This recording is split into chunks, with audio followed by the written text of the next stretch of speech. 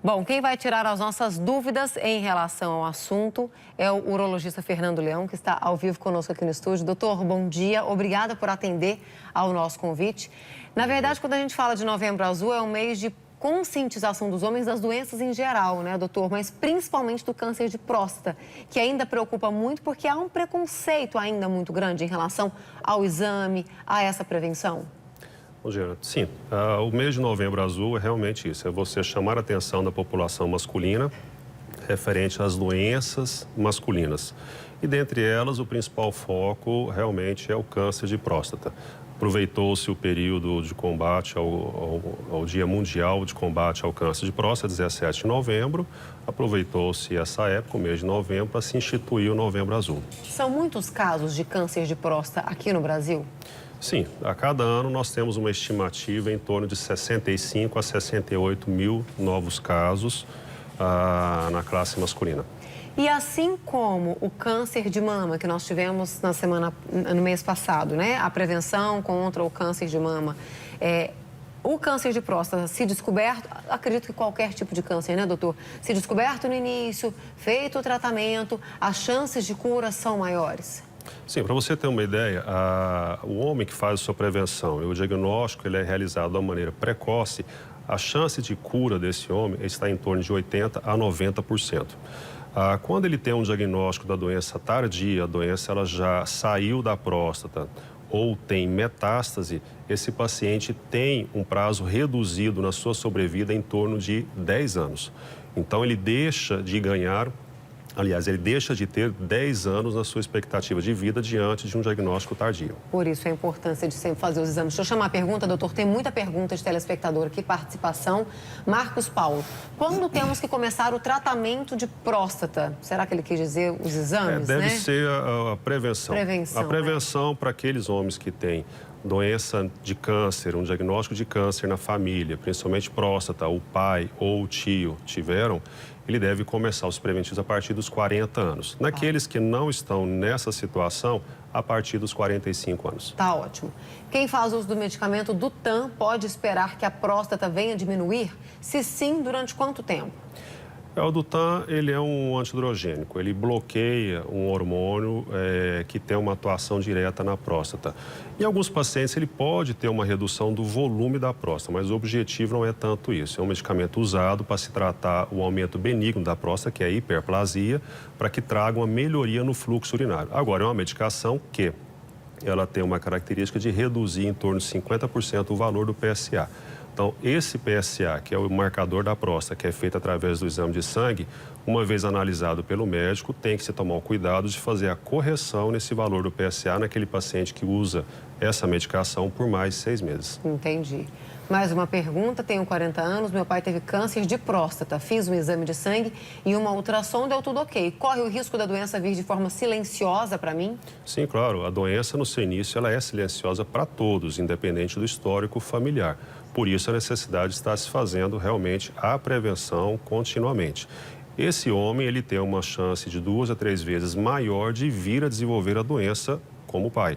Ele não tem a obrigatoriedade, mas ele vai ter um risco mais aumentado. Por isso tem que vigiar. Quando o senhor falou da questão do PSA, ele é o exame que é o mais simples, né? Que a gente faz um exame de sangue. Ele é o exame que identifica inicialmente a alteração na próstata? Sim, o PSA é um marcador, é o melhor marcador que nós temos até o momento para a rastreabilidade de câncer de próstata. Ele é uma proteína, é um antígeno específico da próstata.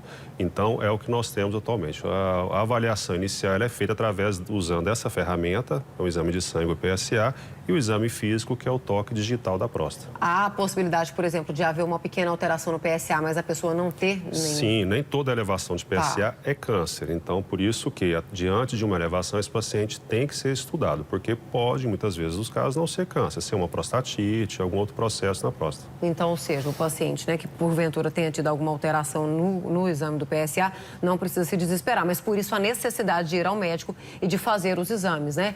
E essa prevenção, doutor, essas consultas, né, que a gente diz de rotina, elas devem ser o quê? Uma vez ao ano, por exemplo? Uma vez ao ano está de bom tamanho. A não ser aquele paciente que tem um PSA bem estranho, tem um histórico familiar, esse paciente deve ser vigiado num espaço de tempo menor. Mas, caso contrário, uma vez ao ano está de bom tamanho. Entendi. Sara, a gente tem mais pergunta? Que parece que a gente tinha mais pergunta aqui de telespectador. Deixa eu abrir mais aqui.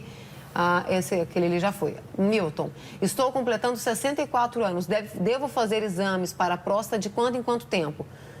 A gente espera que ele já tenha começado, né? Eu espero que ele já tenha começado há uns 15 anos atrás, pelo menos, né? Mas a recomendação é essa, uma vez ao ano, está de muito bom tamanho. Então, tá.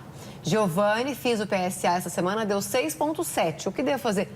Esse número já está alterado? Existe um número padrão? É comum nós encontrarmos ainda padronizado em resultados de laboratório o valor de 0 até 4 está na faixa de normalidade. E não é bem assim, isso já caiu por terra. O PSA é uma substância que você tem que individualizar, você tem que personalizar a avaliação dela. Um PSA de 6,7 já não está adequado. Esse paciente ele deve procurar o seu urologista, fazer uma investigação mais pormenorizada, através de exames de imagem e realmente comprovando esse valor, confirmando, deve ir para uma biópsia. Mas, como o doutor disse, tá? Nada de desespero. Pode ser que seja uma alteração Sim, claro. simples, não necessariamente um câncer de próstata, né?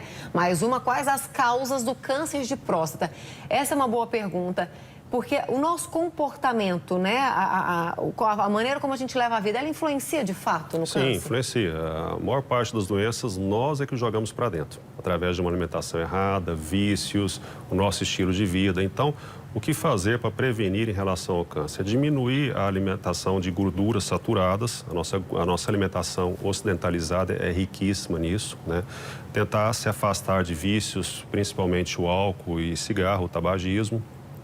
Procurar ter uma atividade física constante e uma boa hidratação e uma boa alimentação. Isso aí você consegue se proteger bem. Você não vai ficar blindado, Sim, mas pelo menos você diminui os seus riscos. as chances, né? O Divino mandou pra gente, quero saber quem já fez raspagem na próstata. Tem algum problema de andar de moto?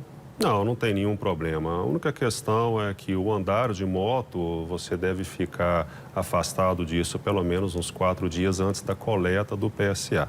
Mas moto, o ciclismo, né, isso não tem nenhuma interferência na próstata, a não ser na véspera da coleta do PSA. Que aí o médico vai dar toda a orientação, nessa recomendação. Sim, com certeza. Ok, doutor, obrigada pelos esclarecimentos, obrigada pela participação aqui pra gente. É tão importante a gente falar sobre isso e conscientizar para ver se entra na cachola dos homens isso, né? Importância. Com certeza. É preciso se prevenir, tá, gente? Então, por favor, busque um profissional e nada de preconceito. Esse foi o nosso quadro Pergunte ao Especialista de hoje.